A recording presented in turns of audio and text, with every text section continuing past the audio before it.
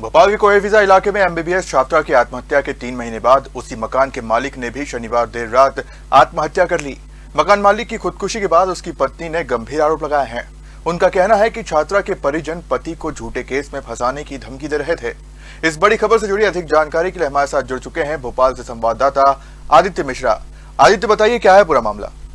बिल्कुल मैम, देखिए भोपाल के कोएफिजा इलाके से ये जो मामला है ये अब एक नया मोड़ लेता हुआ दिख रहा है, क्योंकि जिस तरीके से फरवरी की बात किया जाए, बीते 3-4 महीने पहले एमबीबीएस की जो छात्रा रोशनी कलैस थी उसकी जो मौत हुई थी, उसके बाद से जो है ये माहौल तूल पकड़ता हुआ नजर आया है। अब उसके बाद जो है कहानी पे एक नया ट्विस्ट, एक तरीके से ये कह सकते हैं कि नया मामला ये सामने आ रहा है कि अब मकान मालिक ने भी आत्महत्या कर ली है। मकान मालिक राठौर हैं, उनका जो है अब उनकी जो पत्नी है वो गंभीर आरोप लगा रही हैं। जो लड़की की जो छात्रा की मौत हुई है वो उनके ऊपर, उनके परिजनों के ऊपर और साथ ही पुलिस प्रशासन पर। उनका कहना है कि छात्रा के परिजन जो है उनके पति को झूठे मामले में फंसाने की धमकी दे रहे थे।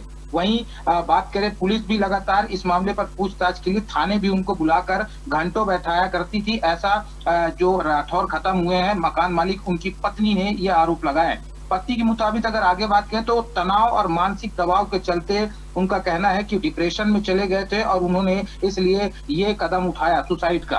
बताया जा रहा है कि रोशनी करीब 4 से 5 महीने पहले कोएफिजा स्थित जो मकान था उस पर वो किराए से रहती थी। एमबीबीएस की छात्र थी और जीएमसी कॉलेज में वो फर्स्ट ईयर की छात्रा थी।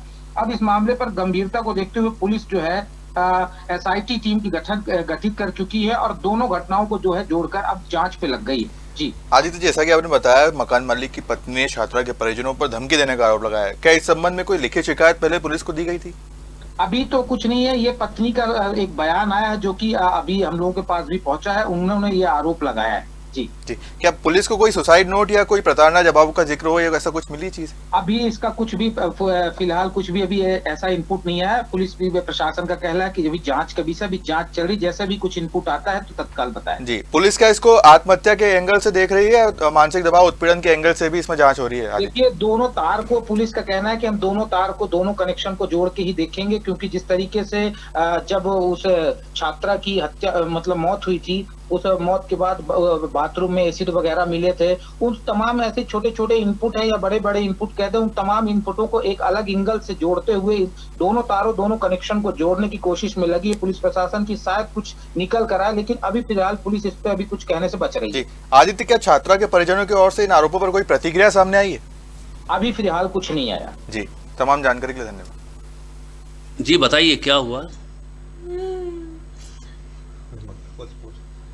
जब लड़की ने आत्महत्या की, इसके बाद उसने लड़की ने आत्महत्या की, इसके बाद उसके परिजन शाम को आ गए। बंकत कलेश उसका पिता, उसके परिवार वाले घर में हंगामा करने लगे कि हमारी बेटी आत्महत्या नहीं कर सकती, ये वो सुसाइड नोट में था। इसके बाद भी वो लोग कहते रहे कि आत्महत्या हमारी बेटी नहीं कर सकती, मेरी पढ़ाई से नहीं बनने के कारण मैं आत्महत्या कर रही हूँ, ऐसा सुसाइड नोट में लिखा हुआ था।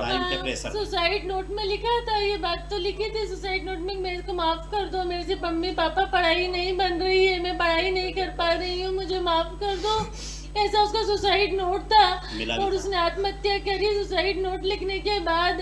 इसके बाद भी उसके माँ बाप उसी दिन, जब तो कुछ रिजल्ट नहीं आया, इसके बाद भी उसके माँ बाप उसी दिन आके हमको बहुत मानसिक प्रताड़ना देकर गए। घर परिवार में हम तो शांति से 2 बोल नहीं बोले कि भाई आप क्या रहती थी, आपको कुछ तो पता होगा, भाभी आपसे कुछ बोली थी क्या, आपको कैसी दिखी, आपको कुछ बताया क्या?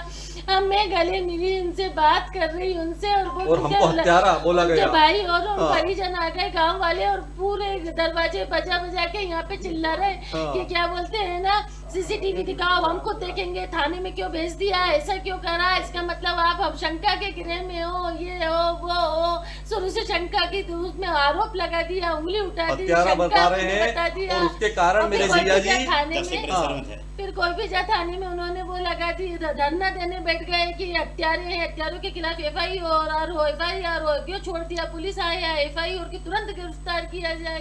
तो क्या विजय जी ने डिप्रेशन में आके ये कदम उठाया, क्या लगता है आपको? नहीं, नहीं, ये मानसिक तनाव, ये लड़की मरी, इसने दिया, इसने मानसिक तनाव दिया, ये मर गई, आत्महत्या करी इस लड़की ने, और उसके परिवार वालों ने, घर वालों ने उसके जो उंगली उठा दी, FIR हमारे खिलाफ उंगली उठा दी, FIR दर्ज की जाए, आरोपी हत्यारों को सजा दी जाए, ऐसा किया। यहाँ से वो बहुत टेंशन में आके उन्होंने स्टेप उठाया, नहीं तो वो इतने स्टेप नहीं उठाते कभी। फिर इसके बाद है ना, यहाँ पर वो लड़की के वो सामान लेने आए, दूसरी लड़की का, उसका तो सील है, तो भी वो है ना बोलते रहे कि वो तो 5 करोड़ मांग रही है, मांग रहे हैं सरकार से, ये वो उन्होंने कहा कि हम तो है ना ऐसा वैसा, जिसका मतलब वो लोग, उन लोगों ने जानबूझ के हमें मानसिक प्रताड़ना दी है।